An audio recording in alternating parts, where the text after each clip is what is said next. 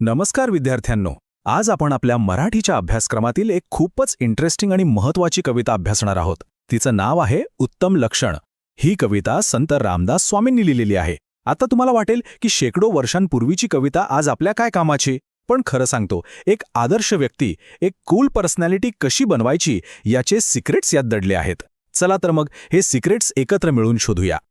आपल्या सगळ्यांनाच आयुष्यात एक हिरो बनायचा असतो, बरोबर ना? पण कधी विचार केलाय का की हा खरा हिरो किंवा ज्याला आपण आदर्श व्यक्ती म्हणतो तो नक्की असतो कसा? त्याचे गुण कोणते असतात? तो इतरांशी कसा वागतो? ह्या सगळ्या प्रश्नांची उत्तरं आपल्याला ह्या कवितेत मिळणार आहेत. चला तर मग पाहूया संत रामदास आपल्याला काय सांगतात.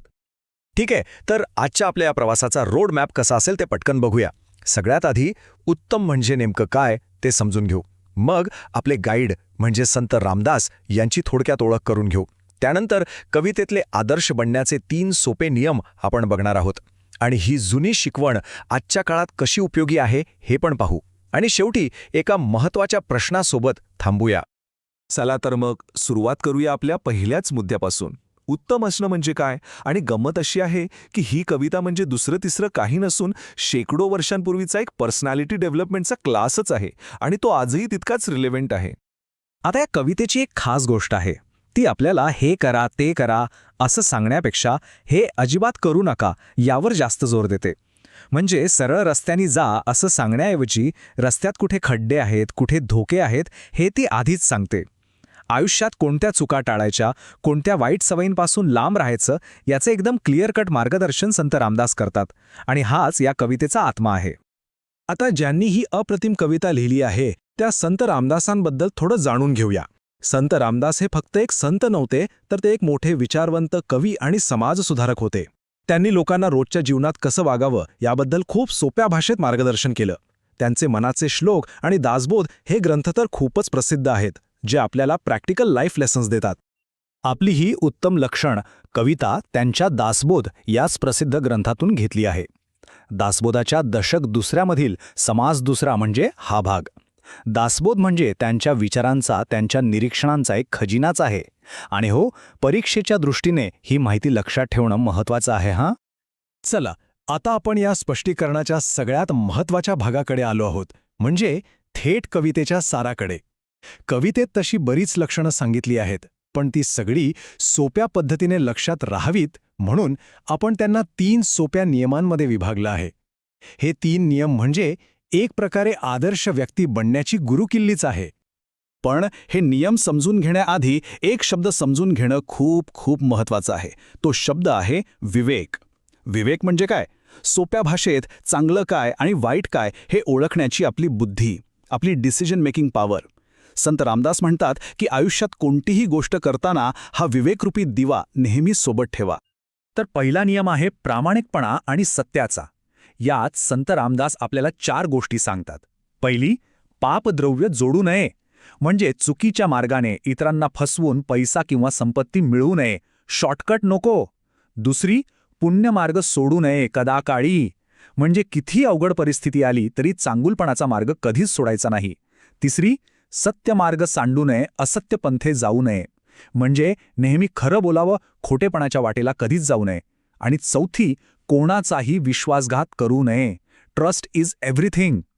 थोडक्यात प्रामाणिकपणा हाच आपल्या कॅरेक्टरचा बेस आहे.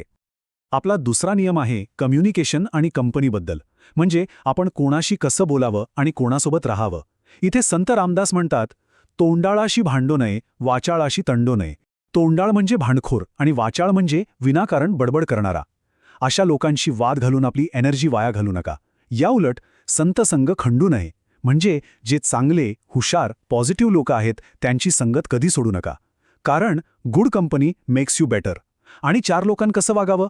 तर सभेमध्ये लाजू नये, बाष्कळपणे बोलू नये, म्हणजे आपलं मत मांडायला लाजू नका, पण त्याचवेळी काहीही निरर्थक बोलू नका.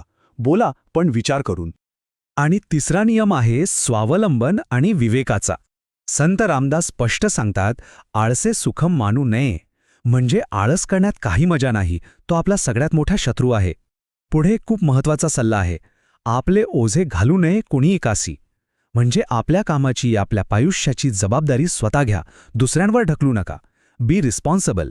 याचबरोबर पराधीन होऊ नये म्हणजे कुणावरही अवलंबून राहू नका, आत्मनिर्भर बना. आणि हे सगळं करताना कशाचा वापर करायचा तर विवेकाचा. विवेके दृढ धरावी वाट सत्याची.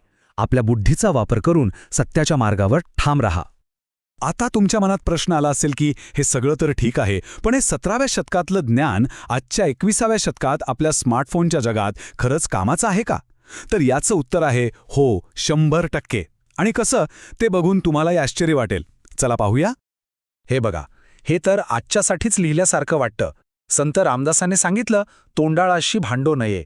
आणि आजच्या भाषेत याचा अर्थ काय होतो? Don't feed the trolls online. म्हणजे जे लोक सोशल मीडियावर मुद्दाम वाद घालतात, निगेटिव्ह कमेंट्स करतात, त्यांच्याशी वाद घालत बसू नका. Just ignore them. बघा, सल्ला तोच आहे, फक्त प्लॅटफॉर्म बदललाय. किती अचूक आहे हे. अजून एक उदाहरण बघूया जे तुमच्या अगदी जवळचं आहे. आपले ओझे घालू नये. याचा आजच्या काळातला अर्थ काय? तर take responsibility for your work. शाळेतले ग्रुप प्रोजेक्ट्स आठवा. काही जण सगळं काम दुसऱ्यांवर टाकून मोकळे होतात नाही का? संत रामदास तेच सांगतायत की असं करू नका. एक जबाबदार आणि विश्वासू टीम मेंबर बना. या सगळ्या शिकवणीचं जे सार आहे ना, ते या एका ओळीत आहे. अपकीर्ती ते सांडावी, सत्कीर्ती वाढवावी. याचा सोपा अर्थ आहे, ज्यामुळे तुमची बदनामी होईल, तुमचं नाव खराब होईल, ती कामं सोडून द्या.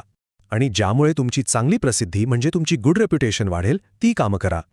आपलं चारित्र्य आणि आपली प्रतिष्ठा जपणं हे सगळ्यात महत्त्वाचं आहे. तर मित्रांनो, आत्तापर्यंत आपण हे सगळे मौल्यवान विचार समजून घेतले.